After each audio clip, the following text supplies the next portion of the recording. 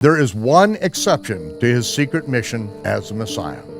Just one time when he broke his own rule of silence during his entire ministry, and that was to a Gentile woman. This incident is a prophetic statement concerning the time of the Gentiles, a period of time in which partial blindness happens to Israel, and the Gentiles can be grafted into the root of Israel if they will hear and actually obey the prophet.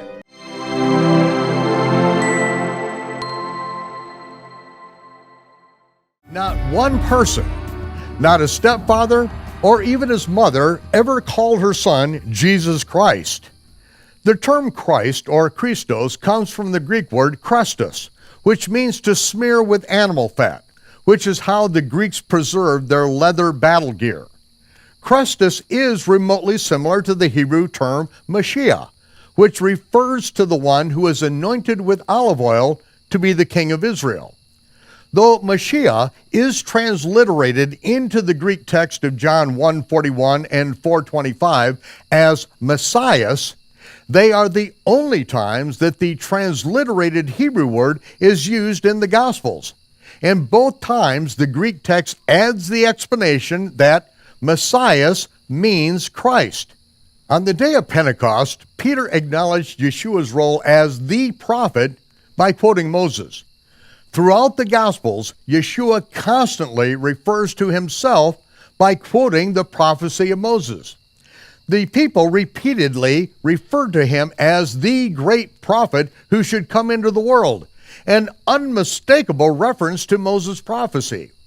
There are dozens of references to Yeshua as the prophet. But anytime someone voiced that he was the Messiah or the son of David, a distinctive shorthand reference to the Messiah, he commanded them to shut their mouths immediately. In Luke chapter 4, verse 41 records, "Devils came out of many, crying out, 'Thou art the Messiah, the Son of God.' And he rebuked them and did not allow the demons to speak, for they knew that he was the Messiah." In Mark 1:24, there was a man in Capernaum synagogue who had a demonic spirit. As Yeshua entered the synagogue on the Sabbath, he shouted out, "Leave us alone! What have we to do with thee, Yeshua of Nazareth? Have you come to destroy us? I know who you are. You are the Holy One of God." Yeshua rebuked him. "Hold your peace! Shut up! Come out of him!" The prophet Isaiah, Yeshayahu, declared that the Messiah would heal the deaf, dumb, lame, lepers, and the blind. And Matthew 9:27 tells us, when Yeshua departed Jericho, 2 blind men followed him, crying, "Son of David, have mercy on us." Yeshua opened their eyes, and he immediately charged them, "See that no man knows." Knows what? That the Messiah, the son of David, healed them. Matthew 12:14, because Yeshua healed a man with a withered hand in their synagogue on the Sabbath day, the Pharisees went out and held a council. They conspired against him, how they might destroy him. When Yeshua knew it, he withdrew, and great multitudes followed him. And he healed them all. He charged them that they should not make him known. Why?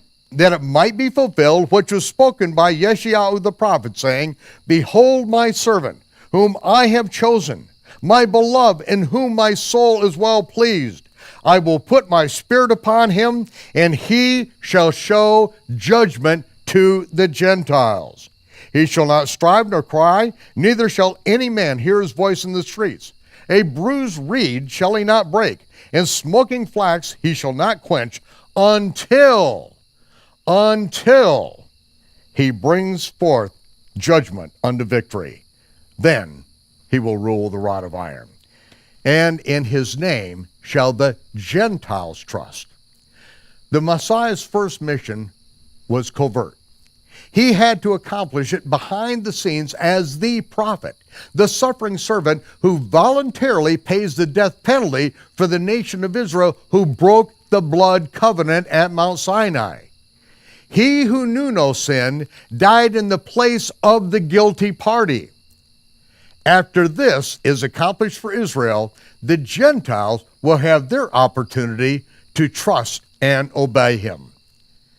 Yeshua said that he did not come to bring peace to the earth.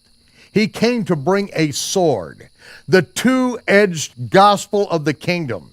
That is the sword of division that separated the invented commandments of men from the eternal commandments of the Almighty. Just before going up to the Feast of Tabernacles, Matthew 16:13 records, Yeshua asked his disciples, "Who do men say that I am?" They replied, "Some say John the Baptist, others Yirmiyahu, one of the prophets." He said, "But who do you say that I am?" Shimon Peter said, "You are the Messiah, the Son of the living God."